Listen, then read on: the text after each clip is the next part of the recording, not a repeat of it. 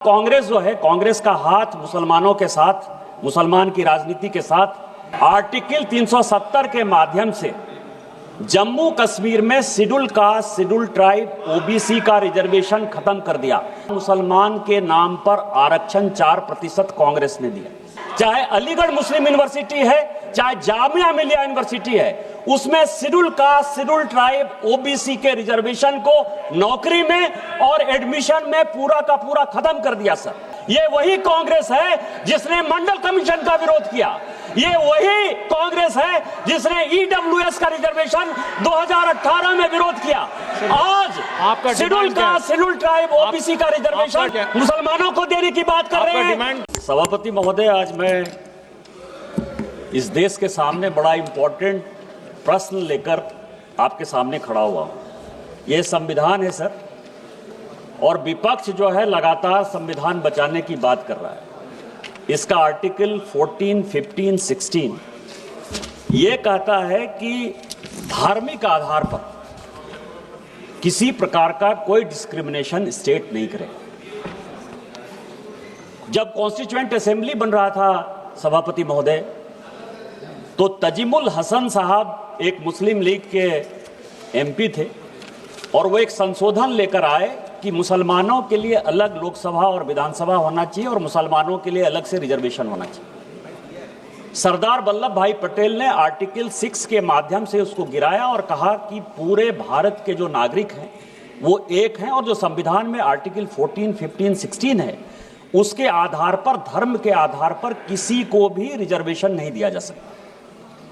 इसके बाद कांग्रेस जो है, कांग्रेस का हाथ मुसलमानों के साथ, मुसलमान की राजनीति के साथ, उन्होंने आर्टिकल 370 के माध्यम से जम्मू कश्मीर में schedule caste, schedule tribe, OBC का रिजर्वेशन खत्म कर दिया। जब तक कि 370 हमने खत्म नहीं किया सर, जम्मू कश्मीर में शेड्यूल कास्ट को, शेड्यूल ट्राइब को और ओबीसी को रिजर्वेशन नहीं मिला। आज जो स्थिति है सर कि 2004 में एक अलग स्थिति पैदा की। आंध्र प्रदेश में पहली बार मुसलमान के नाम पर आरक्षण 4% कांग्रेस ने दिया। सुप्रीम कोर्ट ने उसको एबॉलिश किया। आज उसी को आगे बढ़ाते हुए तेलंगाना में, उसी को बढ़ाते हुए कर्नाटक में मुसलमान को फिर से अलग से रिजर्वेशन देने की बात हो रही है। सेम इससे भी आगे नहीं हुआ सर।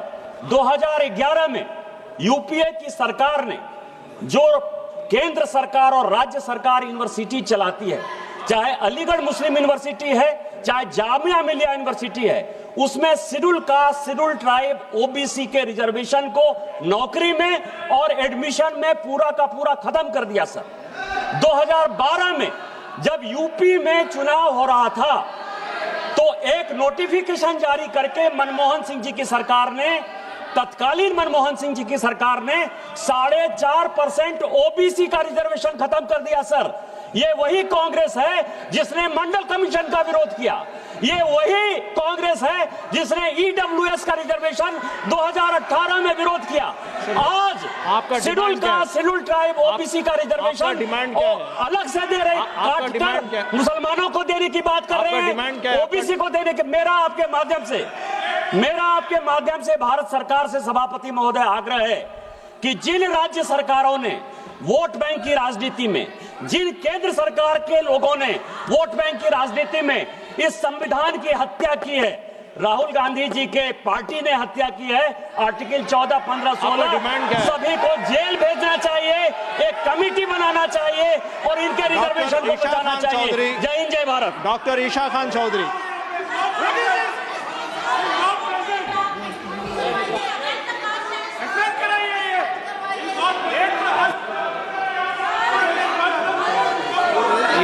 ये जो कह रहे हैं, I will check the record,